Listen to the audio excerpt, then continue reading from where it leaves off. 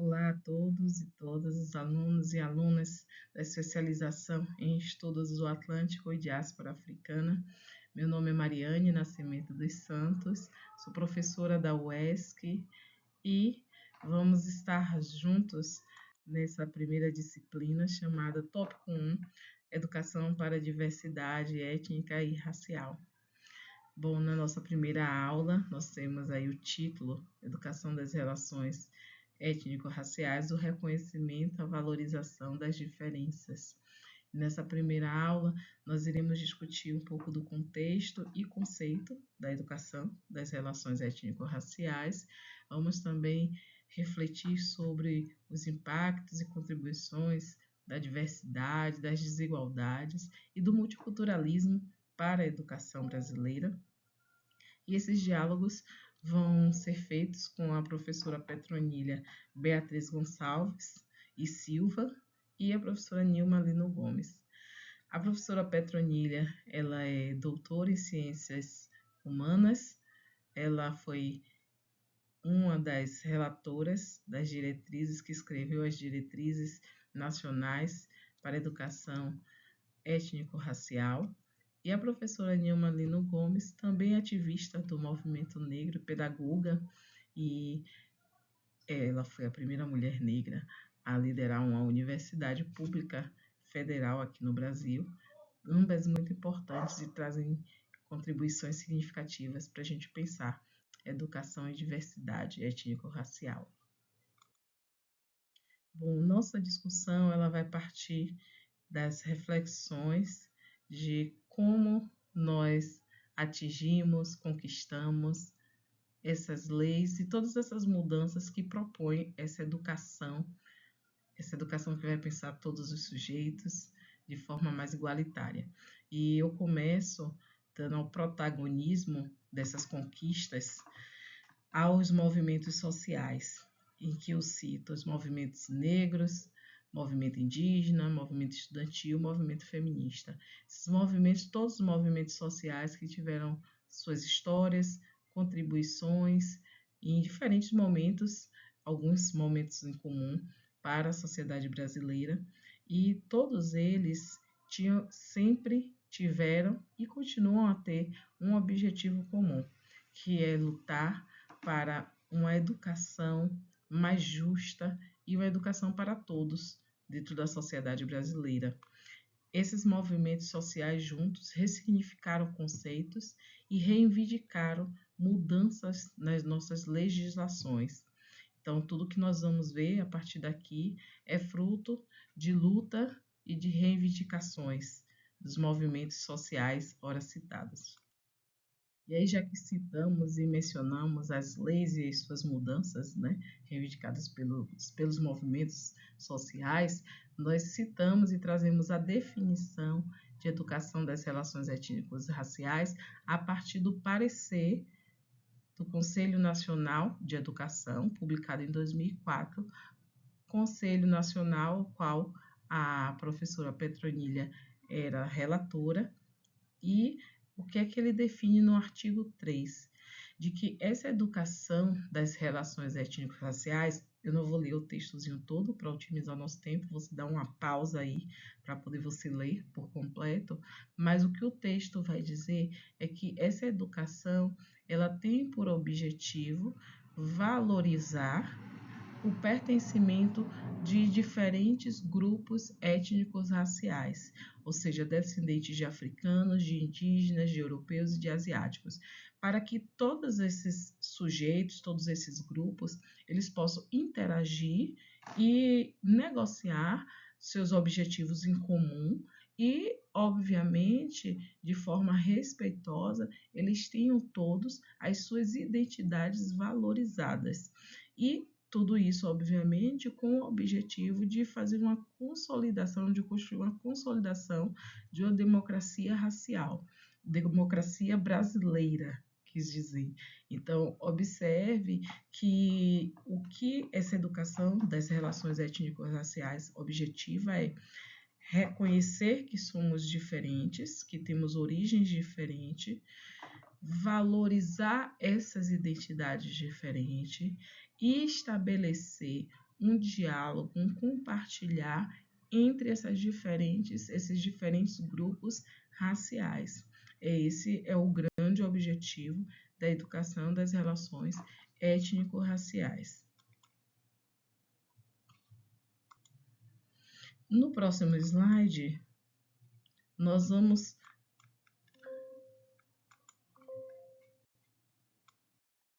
talvez em certa medida a gente olhe para esse parecer e pense, ora, mas nós já não tínhamos uma Constituição Federal em que dizia que todos têm direito à sua identidade, à valorização da identidade, uma Constituição Federal que dizia que todos têm direito à educação. Então, por que criar um outro parecer, um outro documento do Conselho Nacional de Educação reafirmando isso? E aí nós precisamos olhar para a sociedade brasileira e entender a fundo as suas minúcias e perceber também, retirar os véus, né, que nós temos muitas vezes nos olhos, para entender que nós não vivemos em uma sociedade em que, de fato, a lei que está lá posta na Constituição Federal, ela é praticada. Nós não vivemos em uma sociedade em que todos têm todos os seus direitos, acesso aos seus direitos, em que todos, de igual forma, têm acesso à educação, por exemplo, à saúde, entre outros direitos. Então, de fato, o que precisamos nos perguntar é: todos temos acesso à educação? Todos temos as mesmas condições de estudar?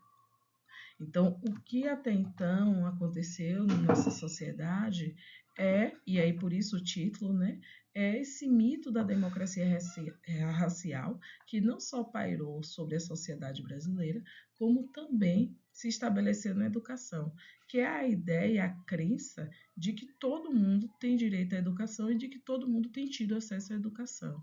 Ora, se nós pegarmos os dados estatísticos do IBGE no que diz respeito, por exemplo, à alfabetização, nós vamos perceber que a maior parte, quase 3 vezes mais, né, pessoas pretas e pardas, elas não estão alfabetizadas, né? Esse número é quase 3 vezes maior do que pessoas brancas. Se nós olharmos no IBGE de 2022, a estatística para jovens de 15 ou mais anos, 7,4% desses jovens são pretos e pardos e eles não estão alfabetizados. Paralelo a isso, nós temos uma porcentagem de 3,3 mais ou menos aí de jovens brancos. Então nós percebemos aí a desigualdade que há a partir dos grupos étnicos diferentes. Então, o que eu quero, 2 pontos que é importante a gente sinalizar aqui, é que o sistema escolar, por muito tempo, ignorou essa diversidade e o racismo dentro da escola. E ignorou simplesmente na perspectiva de dizer que esse espaço escolar é um espaço democrático, em que todos têm todos os seus direitos atendidos. Um outro ponto que também é importante a gente observar é que a escola, ela tal qual a sociedade, ela está muito voltada para a ideia de homogeneização do ensino no território brasileiro. E observe o que a professora Nilma Gomes sinaliza, de que essas práticas educativas que se pretendem ser iguais para todo mundo, na verdade elas acabam sendo mais discriminatórias. Porque, ora, se somos todos diferentes, e nós vamos ver logo já no próximo slide sobre nossas diferenças, né? Se somos sujeitos diferentes, precisamos de práticas pedagógicas diferentes, cada uma para atender às necessidades daquele determinado grupo. Então, essa crença da homogeneização, da unificação, né, da uniformidade dos sujeitos, ela é uma crença colonizadora. Nós olharmos lá para o passado, né? Os povos originários, os povos indígenas, eles já estavam habituados com a diversidade, com a diferença. Eles já viviam com essa ideia de viver com diferente. Eles eram povos diferentes, com línguas diferentes, com costumes e valores diferentes. E eles já conviviam com isso com muita tranquilidade. Quem traz essa crença e essa ideia de, inclusive do termo índio, né, de unificar e colocar todos no mesmo grupo, é o colonizador. E essa ideia, de alguma medida, se perdura até a contemporaneidade. E aí, qual que é o caminho, então, né? Já que não vivemos, de fato, dentro dessa democracia, nem na educação e nem na sociedade, né? Essa democracia ela não existe. Nós precisamos, o primeiro passo é de reconhecimento. Reconhecer a diferença. Reconhecer que somos diferentes e que está tudo bem ser diferente, né? Nós, enquanto sujeitos, nós temos vidas, histórias, experiências, identidades, crenças, valores, costumes próprios que estão impregnados aí nos ambientes escolares, inclusive. Então, o nosso ambiente de trabalho, que é a escola, nós temos professores, homens, mulheres, professoras, funcionários, alunos, pais, gestores, todos eles fazendo parte de grupos étnicos diferentes e grupos sociais diferentes. Então, nós vivemos em uma sociedade que a diferença é algo inegável. Ela é inerente ao ser humano. Ela faz parte do nosso cotidiano. A professora Nilma Gomes, ela chega a sinalizar o seguinte, que a escola, enquanto instituição social, ela é impossível a ela não debater ou se omitir do debate sobre a diversidade, tendo em vista o que nós acabamos de sinalizar.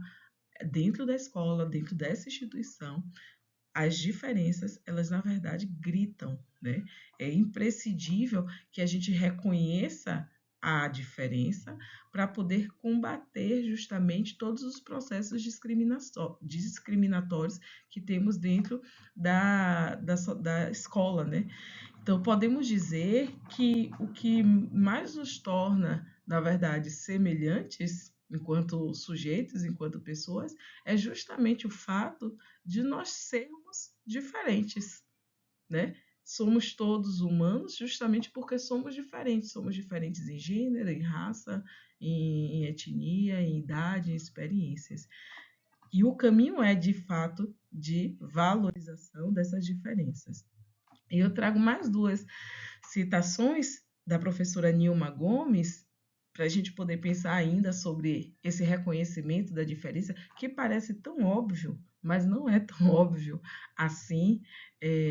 O primeiro em que ela fala, né, de que podemos dizer que o que nos torna semelhantes é justamente, enquanto gênero humano, é o fato de apresentarmos diferenças, temos aspectos diferentes. E o segundo, quando ela fala aí, ó, o nosso grande desafio está em desenvolver uma postura ética de não hierarquizar as diferenças e entender que nenhum grupo humano social é melhor ou pior do que o outro. Essa foi a nossa grande falha, né? É a grande falha do que nos constitui enquanto história. Não é necessariamente apenas não reconhecer a diferença, mas demarcar essa diferença, hierarquizar essa diferença. E sim, essa diferença não está hierarquizada só na sociedade, dentro da escola também ela está. E a gente percebe isso quando nós olhamos, por exemplo, para os nossos conteúdos, para os nossos autores, para aqueles que são os heróis que estão no livro didático, para as histórias que são contadas, né? Quando nós pensamos, por exemplo, na divisão do conteúdo de história, quanto que a gente estuda de história do Brasil e quanto que a gente estuda de história da Europa, por exemplo, né? Isso é uma forma de perceber a diferença, mas de hierarquizar a diferença, colocando o branco e o europeu ali em um lugar superior à nossa própria cultura. Bom, qual o caminho então? Já reconhecemos a diferença, já percebemos que ela existe no contexto educacional. Qual que seria o caminho? Para a professora Petronilha, ela discute que uma das propostas e possibilidades é o multiculturalismo, dentro da educação. E ela fala que o multiculturalismo é justamente um jogo das diferenças. E ela diz, né, cujas regras são definidas nas lutas sociais por atores que, por uma razão ou outra, experimentam o gosto amargo da discriminação e do preconceito no interior das sociedades que vivem. Então, o termo multiculturalismo, ele vai falar em prol justamente da diversidade cultural e da valorização da diferença, a diferença com o outro, e da construção de uma sociedade em que todos possam conviver de forma mais pacífica e respeitosa diante das diferenças. Então, a educação no contexto multiculturalista que a professora Petronilha ela propõe é uma educação onde a principal estratégia que é estabelecida é de uma educação que valorize, que exalte essas diferenças, para que haja uma construção de uma sociedade multicultural. E ela ainda discute que o multiculturalismo ele vai englobar, no caso, o multiculturalismo, né, numa concepção crítica, ele vai englobar transformações em vários âmbitos, não só educacional, mas social, cultural, institucional, porque ela vai, dentro da escola, valorizar os indivíduos, os sujeitos, e esses indivíduos e sujeitos é que vão, na verdade, levar essa perspectiva humanizada para toda a sociedade, para a sociedade de uma maneira geral. Valorização da diversidade e da identidade, né, para conhecer e para valorizar. E aí a professora Nilma Gomes, ela amplia um pouco aí essa discussão quando ela diz assim, ó, quanto mais se amplia o direito à educação, quanto mais se universaliza a educação básica e se democratiza o acesso ao ensino superior, mais entram para o espaço escolar sujeitos antes invisibilizados ou desconsiderados como sujeitos de conhecimento. Então, observe que, mais uma vez aí, a gente está pensando uma educação, de fato, para democracia. E uma educação para a democracia, ela vai ser uma educação diferente, porque ela vai respeitar as diferenças entre os grupos étnicos. Ela vai respeitar as diferenças entre os grupos sociais. Ela vai entender essa educação para a democracia é uma educação que valoriza a diferença a ponto de se adequar e ser organizada e pensada de acordo com as demandas daquele determinado grupo. Então, o papel da escola é um papel de extrema importância, porque a escola atuante no caminho do multiculturalismo, né, que é da valorização da diferença, ela vai atuar para a eliminação das discriminações e, consequentemente, para a emancipação dos grupos. Então, observe que é um trabalho interno que vai impactar externamente em toda a sociedade. Bom, eu estou finalizando nossa primeira aula. Deixo aqui algumas referências, que é o parecer que eu citei lá no início para definição, também as diretrizes curriculares que nós vamos retomar na nossa segunda aula. E temos aí os textos, né, utilizados para diálogo e reflexão, que eu cito nessa aula, da professora Nilma Gomes, da professora Petronilha Gonçalves, também estão aí citados. E deixo aqui, nesse nosso último contato, a reflexão final para vocês, um questionamento. De que forma vocês têm valorizado a diferença no cotidiano escolar, né? E aí é uma reflexão para cada um pensar dentro dos seus espaços. Não sobre a uniformização, não daquilo que a gente já faz e que todo mundo faz, né? Mas o que você tem feito que é específico para o seu grupo social, para aqueles sujeitos que compõem a sua sala de aula? Como você tem tratado a diversidade no seu contexto? É isso, até a próxima aula.